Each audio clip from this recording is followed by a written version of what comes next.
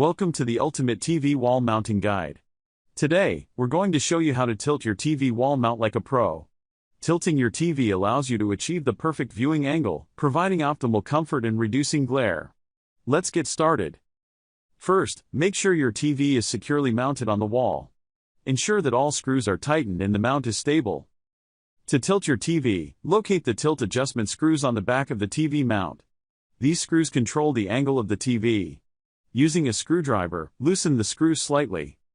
Now, carefully adjust the tilt angle by pushing the top of the TV downward or pulling it upwards. Find the angle that suits your viewing preference. Once you've found the right tilt angle, tighten the tilt adjustment screws to secure the position. Ensure they are tight enough to hold the TV securely in place, but not too tight to restrict future adjustments. Remember, it's crucial to test the tilt angle before finishing up.